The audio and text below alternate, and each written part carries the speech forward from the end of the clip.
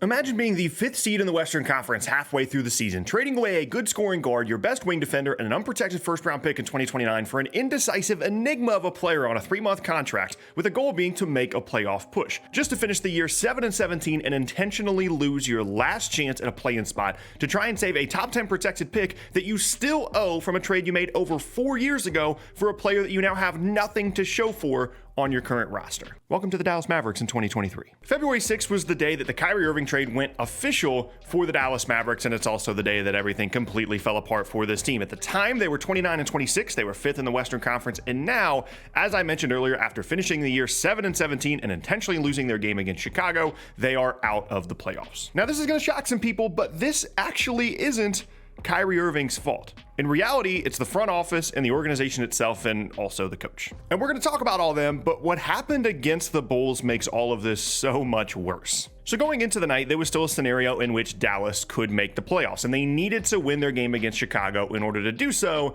And then we find out earlier in the day that they're sitting every single notable player that they would normally want out there in a must-win game, with the exception of Luka, which was all very confusing because you would assume that if they want to win the game, everybody would play, and if they didn't want to win the game, certainly Luka would be the first guy on the list that you would sit down. Then we find out just before tip-off that Luka's only going to play the first quarter. Again, don't have an explanation for that whatsoever. But even before the game started, it was pretty clear that this was one of the most egregious examples of tanking that we've ever seen in the modern NBA. Now, the league certainly can't be happy about this, but let's just be clear, from a roster building perspective, it is technically the smart move to lose this game against Chicago. This is a team that has been bad for weeks, has no championship upside. Yes, they made the conference finals the year before, but it's a completely different team now, and since acquiring Kyrie, they have been a disaster. One of the worst teams in the conference. There's no real reason to try and push for the play-in just to lose in the first round, even if you get through the play-in, when you could, in this case, secure a chance to be 10th in the lottery odds, and that's a really critical place for Dallas to be. Because, as I mentioned earlier, they owe a top 10 protected pick in the 2023 draft to New York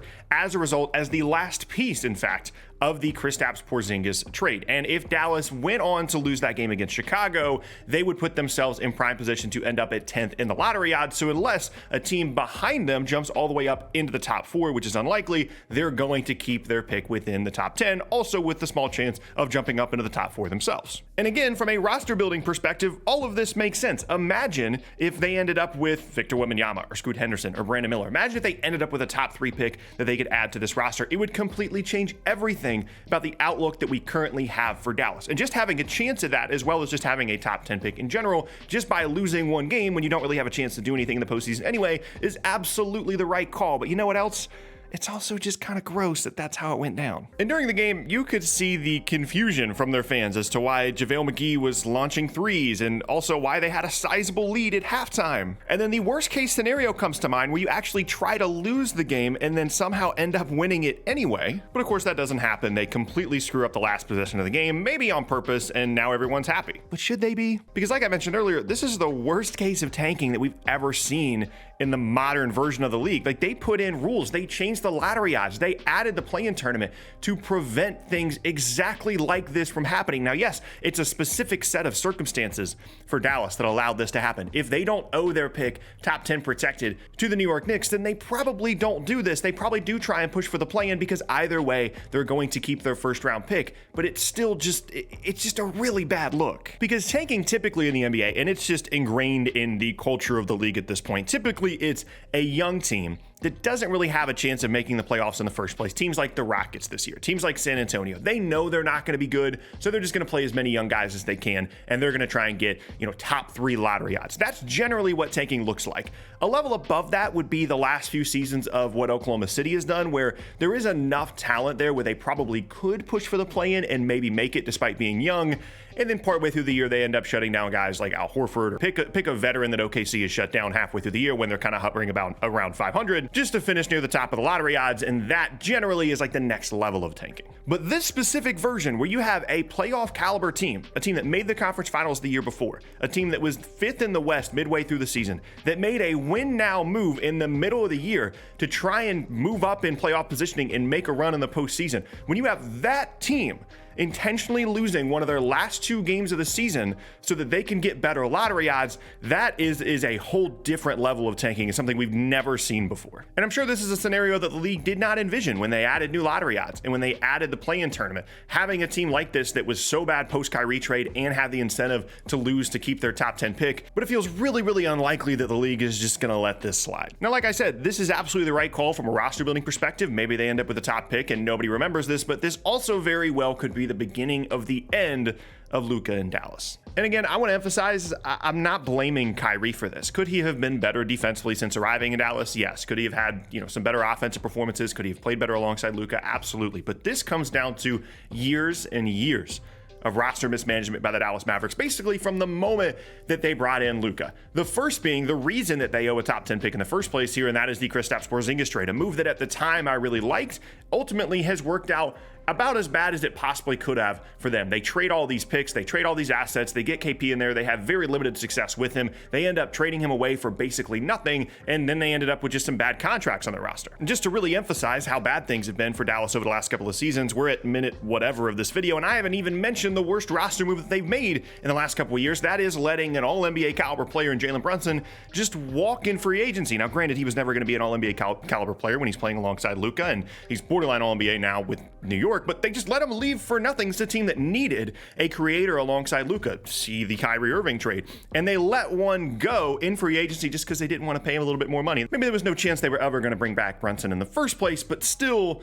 losing someone like that has to be mentioned. And now, despite the fact that I don't think this is his fault, we do have to talk about the Kyrie thing, because you made the move, undoubtedly, to try and push for the postseason this year, potentially bring a long-term partnership between Kyrie and Luka. And what Luka has needed since Brunson left and throughout the entirety of his career is someone else to take on the offensive burden, either when he's sitting or just to give him a little bit of a break when he's out there, because no team in the NBA relies more on their perimeter score to create everything for them than the Mavs do on Luka. He has like Harden, Russell Westbrook, peak those guys' careers level usage for this team.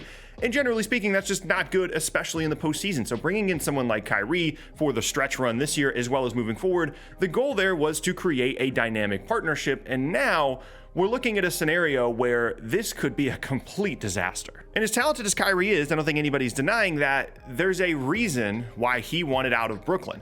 It's because last offseason he wanted out because they wouldn't commit to him on a long-term extension. And then in the middle of the season this year, it was the exact same thing. This guy wants a 3 or a 4-year max, and he's realizing that almost no team across the entire league is going to be willing to give that to him. Pre-trade deadline, the thought was that maybe the Lakers would be able to make it happen. Now they seem committed to this new core that they've brought in, and they'd have to do a sign-in trade, which doesn't seem like it makes a ton of sense for them.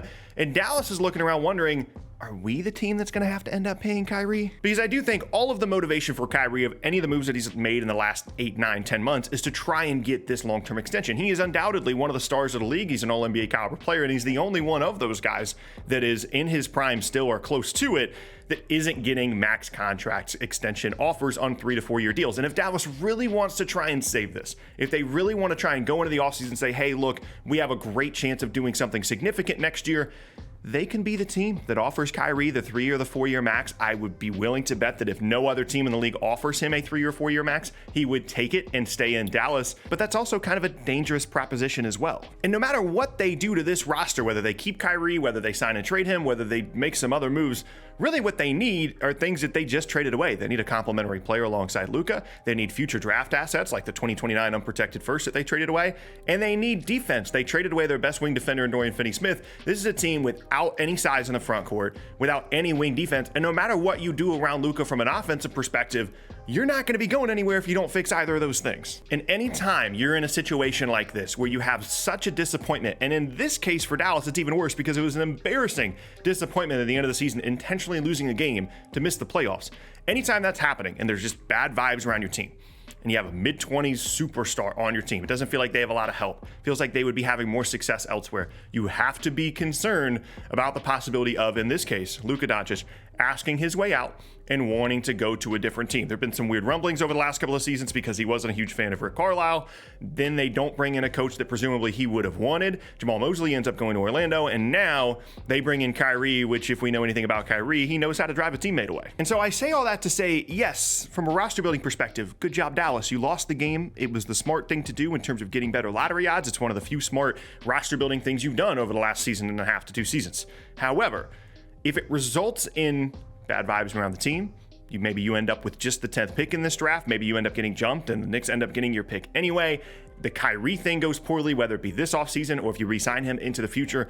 All of these things could combine to complete disaster, that disaster being Luka Doncic leaving. And if it does happen, we're going to look back at this 2-month stretch from February 6th to the end of the season as the beginning of the end of the Luka Doncic era in Dallas.